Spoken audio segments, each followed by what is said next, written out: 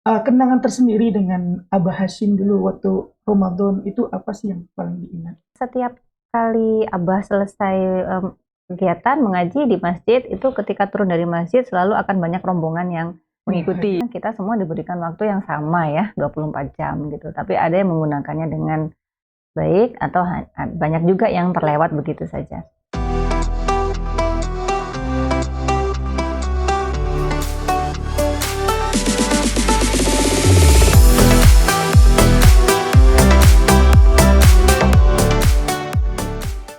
Assalamualaikum warahmatullahi wabarakatuh. Hai Sobat Online Stayma Podcast. Kami lagi di Stayma Podcast dalam edisi spesial Ramadan Keren bareng Stayma.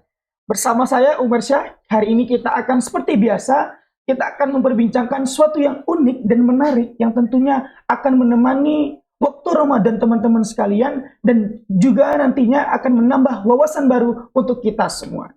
Oke, sobat-sobat online sekalian, hari ini kita kedatangan tamu yang luar biasa. Ini tamu istimewa, yaitu kita telah hadir bersama kita Ibu Lairi Abidah, SPSI, MPSI Psikolog, atau yang biasa kita kenal kalau di Staima dengan Ning Abidah. Beliau merupakan putri dari Kiai Haji Ahmad Hashim Muzadi dan juga merupakan wakil ketua 1 Staima Ali Al-Hikam Malang. Assalamualaikum nih. Waalaikumsalam warahmatullahi wabarakatuh. Gimana kabarnya hari ini? Alhamdulillah Mas Umer. Mas Umer gimana kabarnya? Alhamdulillah saya baik. Alhamdulillah. Puasanya alhamdulillah lancar gitu. Alhamdulillah lancar. Baik, sobat-sobat online sekalian, hari ini kita akan membahas sebuah tema yang menarik khususnya untuk ini teman-teman putri ini, teman-teman para kaum wanita, para kaum hawa. Kita akan mengulik tentang yaitu perempuan dan Ramadan. Seperti yang kita ketahui bahwasanya perempuan memiliki peranan penting. Mereka sebagai ibu, sebagai anak, sebagai istri dan lain sebagainya. Akan tetapi juga perempuan memiliki peran yang sangat penting bagi seorang laki-laki dan juga nantinya bagaimana sih cara mereka membagi waktu di antara Ramadan, bagaimana antara pekerjaan rumah, pekerjaan untuk berkarir, dan juga bagaimana membagi waktu dalam beribadah nantinya. Mungkin sebelum kita masuk nih ke topik-topik yang ini banyak nih, topik-topik hangat nih, khususnya tentang peranan perempuan. Apa sih makna Ramadan menurut Ning sendiri? Bagi saya Ramadan itu mungkin hampir sama dengan kebanyakan orang ya, bahwa ini adalah satu momen, satu bulan yang kita sangat nantikan, bukan hanya karena apa yang sudah ditawarkan dengan banyaknya pahala dan dengan banyaknya kebaikan, tetapi juga secara pribadi ini sebagai momen supaya kita sebagai hamba dan juga individu ini mampu untuk memperbaiki diri kita, begitu. Jadi di Ramadan ini memang penuh tantangan kalau menurut saya, begitu ya. Jadi ini temanya cukup menarik ya, memang ya, Ramadan dan perempuan, karena memang Ramadan itu bagi kami ya perempuan itu merupakan tambahan tugas begitu ya, tugas dalam keseharian yang memang apalagi kalau perempuan itu mungkin juga bekerja dan juga sudah memiliki keluarga kan. Jadi Ramadan adalah memang seperti yang kita ketahui, Ramadan ini bulan penuh kebaikan, keberkahan, dan juga tadi adalah bagaimana kita merefleksikan diri lagi di bulan Ramadan ini, memperbaiki diri. Benar, memperbaiki diri. Bersama dengan saya juga seperti itu makna Ramadan. Mungkin momen-momen apa sih yang paling teringat, misalnya Ramadan ingat momen ini di saat dulu. Mungkin ada kenangan tersendiri dengan Abah Hashim dulu waktu Ramadan, itu apa sih yang paling diingat? Yang paling kita ingat tidak jauh dengan tahun-tahun sebelumnya ya, juga tahun ini adalah kaitannya dengan peran perempuan di dalam Ramadan. Ketika Abah itu kalau Ramadan itu 1 bulan penuh itu selalu menyediakan waktu di Malang untuk mengkaji ilmu begitu ya di masjid. Dan bagi kami perempuan itu semakin termotivasi begitu, karena setiap kali Abah selesai kegiatan mengaji di masjid, itu ketika turun dari masjid selalu akan banyak rombongan yang mengikuti begitu gitu. Ada banyak tamu yang ikut untuk berbuka puasa di dalam Itu begitu. setiap hari. Itu setiap hari selama bulan Ramadan. Jadi mungkin kebahagiaan dan kesenangan tersendiri bagi jamaah-jamaah di masjid gitu ya, untuk ikut hadir berbuka puasa bersama di rumah begitu. Dan kita perempuan ya kita harus standby kan begitu ya. Jadi kalau pengaji sudah standby itu sudah dari sore mungkin ya, kita menyiapkan segalanya. Dan memang sangat senang sekali menyambut tamu-tamu yang hadir, apalagi beliau-beliau ini, tamu-tamu ini pulang setelah mengikuti pengajian gitu loh. Jadi itu memang sangat berkesan. Berarti bisa dibilang waktu quality time-nya Abah kan gitu sibuk nih. Waktu dulu kita tahu dengan segala banyak jabatan dan sebagainya, belum lagi mengurus pondok. Berarti waktu Abah itu selama ada di Malang itu paling Ramadan. Jadi Ramadan itu terasa istimewa karena kesempatan untuk berbuka bersama, kemudian melakukan ibadah seperti sholat, kemudian tadarus, bisa bersama itu ya hanya di bulan Ramadan. Oke, tadi karena ini kan menyinggung tadi bahwasanya banyak nih perempuan kan selain ada pekerjaan rumah, belum lagi bekerja, belum lagi waktunya ibadah. Bagaimana sih cara membagi waktunya ini kan? Soalnya peranan perempuan itu sangat banyak nantinya. Di dalam Ramadan ini khususnya seperti tadi yang Ning jelaskan, belum lagi kalau di rumah itu menyambut warga, ada lagi menyambut tamu-tamu dan sebagainya. Bagaimana cara mungkin mengasih tips nih kepada sobat-sobat online sekalian untuk bagaimana sih cara membagi waktunya? Nggih. Kalau kita bicara bagaimana cara membagi waktu itu, yang pertama kita semua diberikan waktu yang sama ya, 24 jam gitu. Tapi ada yang menggunakannya dengan baik atau banyak juga yang terlewat begitu saja.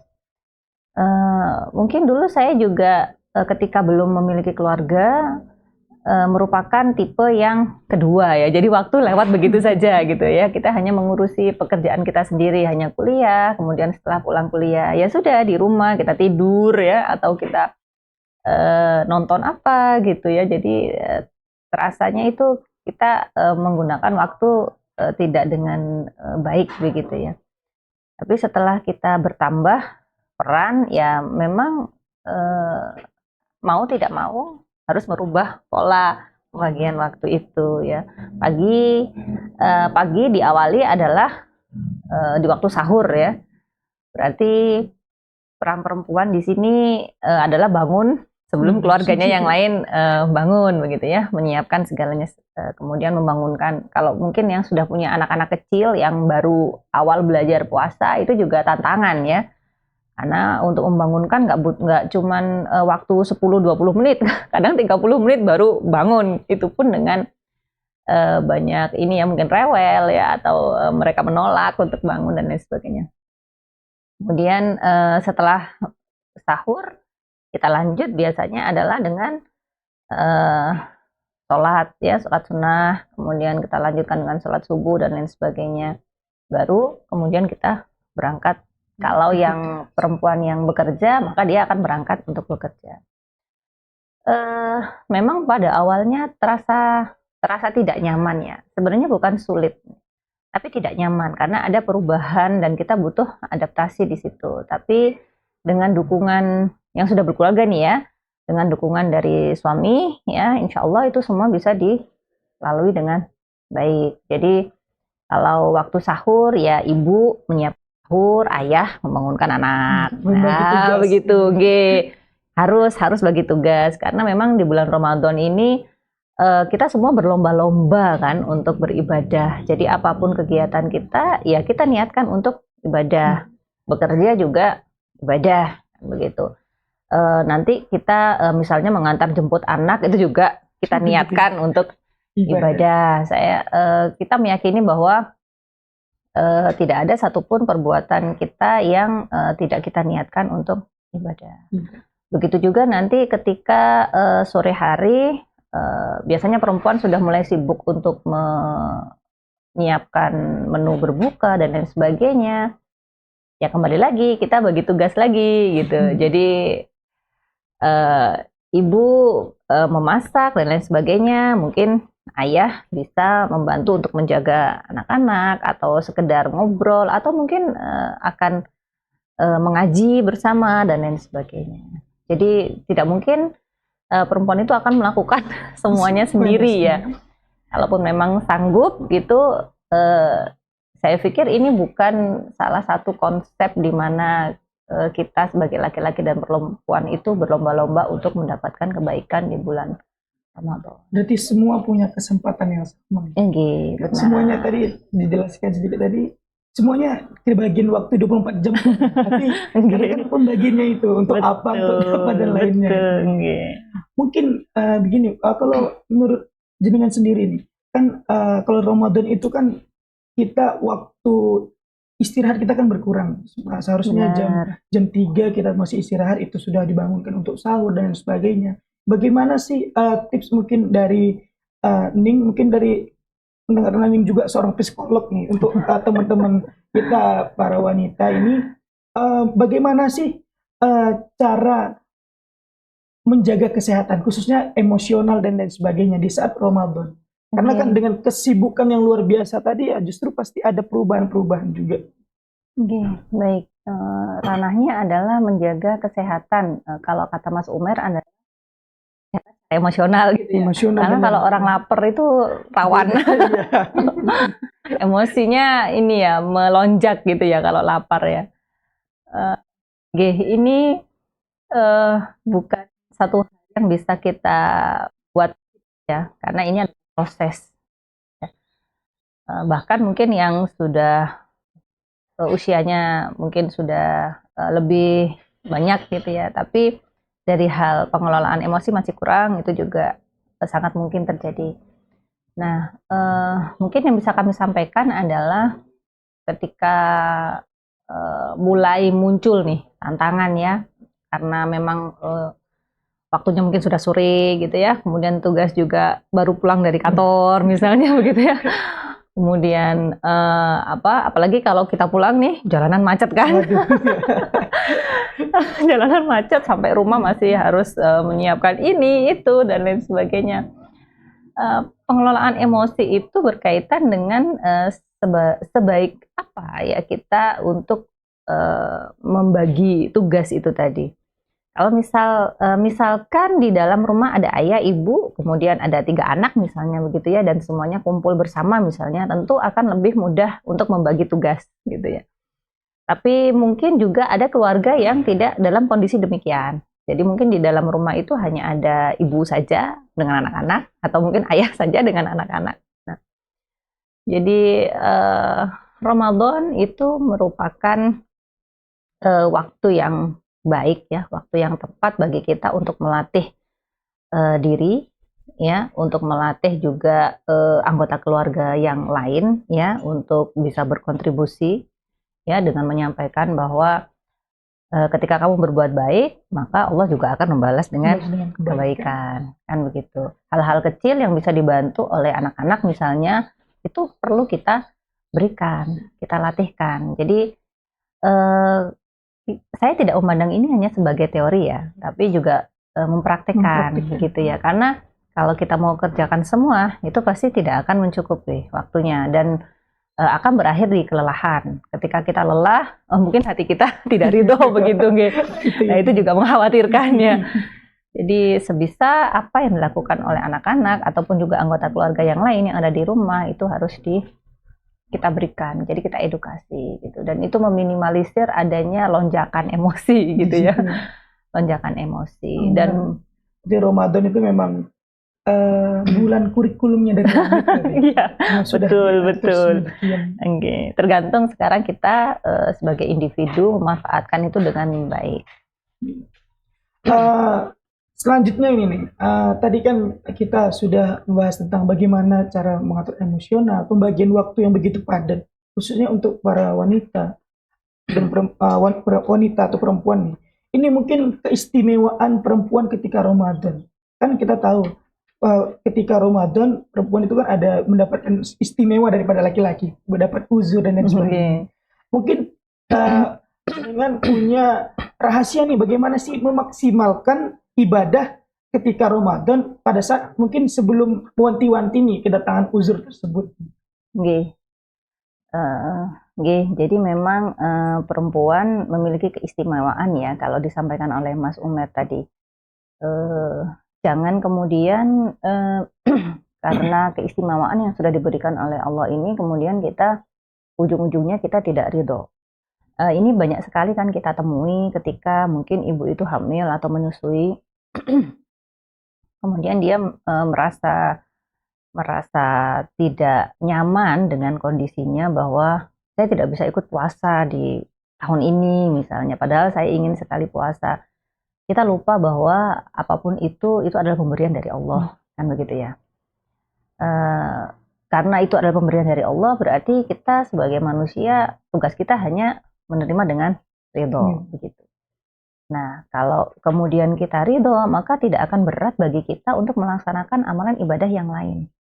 Seringkali perempuan itu berpikir bahwa kalau saya tidak puasa, maka saya tidak mendapatkan pahala, gitu. Padahal ibadah itu kan ketika di bulan Ramadan tidak hanya berpuasa saja. Kalau memang tidak bisa dipaksakan pun juga tidak memungkinkan, kan gitu.